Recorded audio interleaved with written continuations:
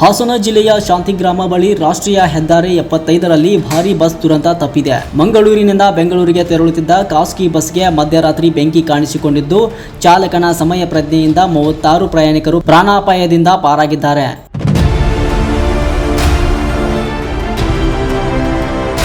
ಮಂಗಳೂರಿನಿಂದ ಬೆಂಗಳೂರಿಗೆ ತೆರಳುತ್ತಿದ್ದ ಖಾಸಗಿ ಬಸ್ನಲ್ಲಿ ಏಕಾಏಕಿ ಬೆಂಕಿ ಕಾಣಿಸಿಕೊಂಡ ಘಟನೆ ಹಾಸನ ಜಿಲ್ಲೆ ಶಾಂತಿಗ್ರಾಮ ಬಳಿ ನಡೆದಿದೆ.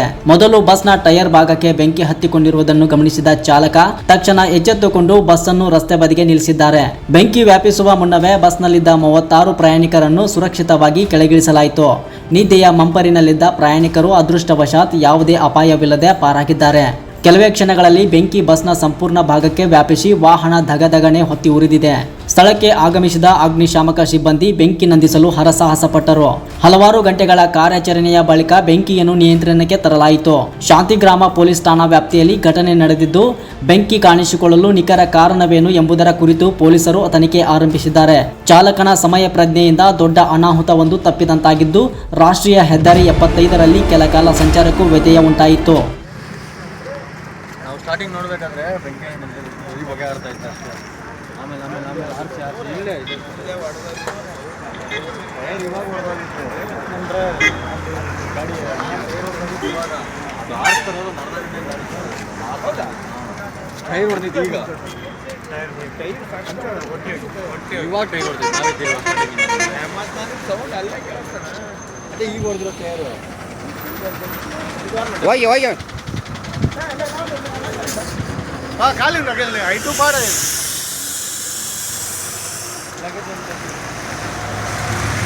ಮಂಗಳಗಡೆ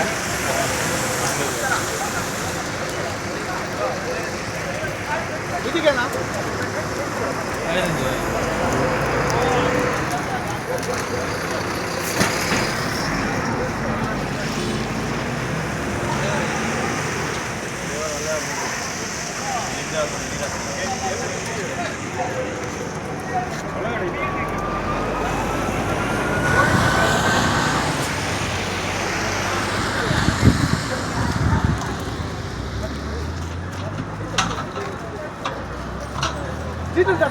ಸೀದಾ ಮುಂದೆ ಹೋಗ್ಕಳಿ. ಸೀಟ್ ಖಾಲಿ ಶ್ರೀ ದುರ್ಗಾಂಬ ಸಮಸ್ಯೆ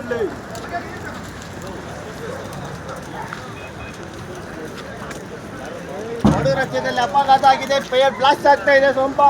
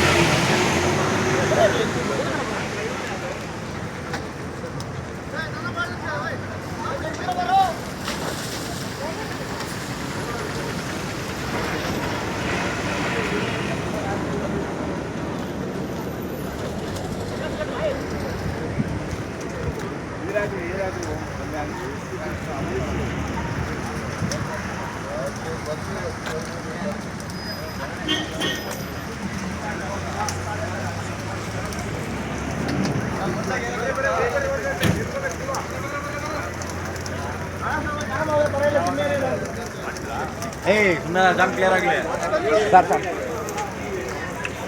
ಮರಳಿಲ್ವಾ ಯಾರು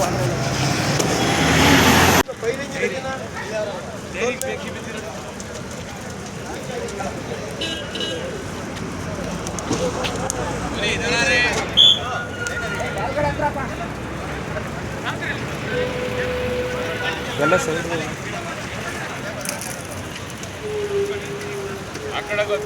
ಹ್ಞೂ ಸರ್,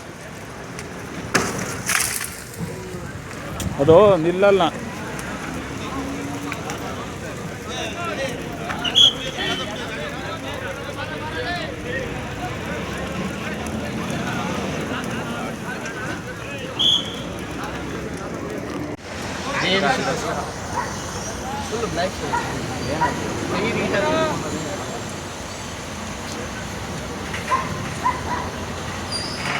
ನೋಡಲಿ ಬರ್ತೈತೆ ಪಣಕ್ಕಿ ಥರ ಗ್ಯಾಸ್ ಗಾಡಿ ರಿವರ್ಸ್ ಮಾಡಿ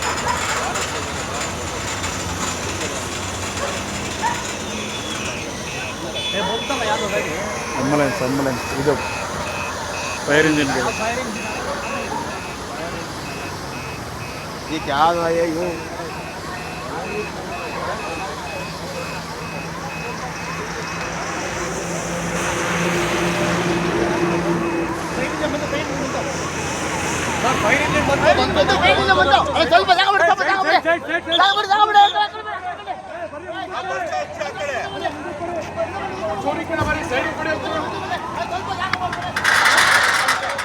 ಹಂಗಾಚೆ